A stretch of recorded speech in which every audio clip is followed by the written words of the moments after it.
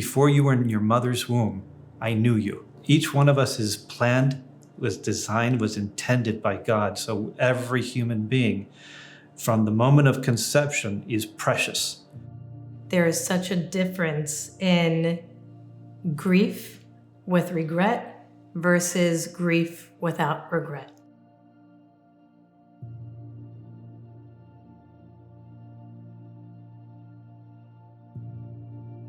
Because of the fact that, we gave Vida her chance at life, we don't have any regrets. As a physician, I feel very strongly that I have a deep responsibility and a duty to look out for the health and safety of mothers and their babies. I know, and most doctors know in Florida, that Amendment 4 is dangerous and unjust to both unborn children and their mothers.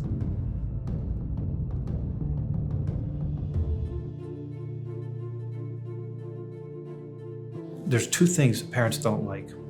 They don't like to be deceived, and they don't like to be taken advantage of with their God-given right to care for their children. And so when you have forces on the outside that not only are trying to interfere with that, but they're also using deceptive language, that's an affront, to parental rights.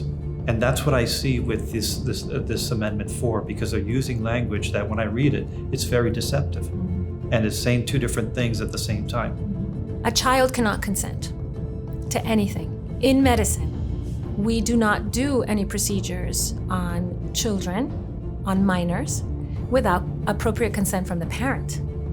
Because it's the parent or the guardian of the child that is able to give consent.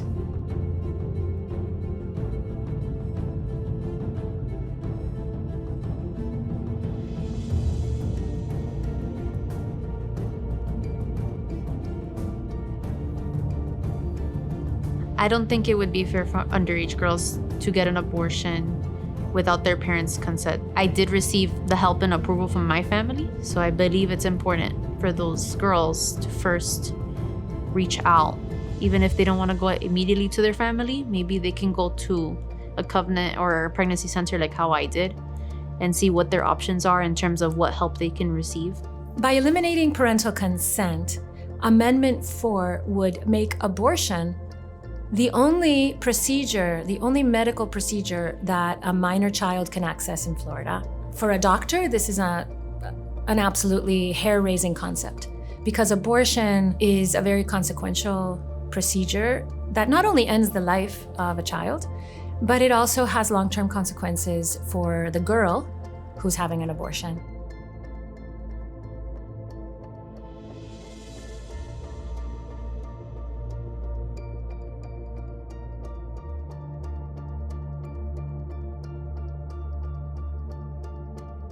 Going into the abortion facility, I took the chemical abortion, and I was in college, and I had asked if I can go back to class.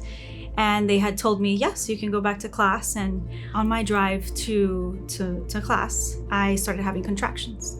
And it was devastating. It was the worst pain I've ever experienced in my life. I had to stop my car, put my seat back, and really ask for help. Ask God for help and forgiveness in that time. After that abortion, I didn't want to move. I didn't want to do anything. I didn't want to look at anyone. I didn't want to see anybody. I didn't want to basically live. I went back to the closest church near me around that time. It was downtown. And I remember seeing the little light of the confessional. I like to ask questions, and I asked the priest, I said, Father, how is it that Jesus forgives me for what I did, for this sin of abortion? And he grabbed the crucifix and he says, he did this for you. Encountering the Lord in that way and his mercy, and really knowing, wow, like Jesus died for me and for this very moment, and I can begin again. And it was just like a moment of go and sin no more. It's also important to understand that, as parents, our job is to guide them and help them, right? But also, if we're looking at it from the other perspective, from the outside in, and we're looking at a family, for example, who, let's say she's 15 years old and she doesn't want to have this baby, or she doesn't know what she's going to do with it. There's plenty of families out there that would love to have that child and give it a loving home and give it a good life. What the amendment is doing is it's leaving viability undefined. In each encounter, the person who's making that decision, who's not a physician, can suggest an elective abortion through viability as being normal and legal, but viability is undefined. So they can choose the point at which they believe viability exists. To leave viability undefined gives complete freedom for elective abortion through the entire pregnancy, which is very radical and very wrong from a medical perspective, in which elective abortion in the second and third trimester is unconscionable.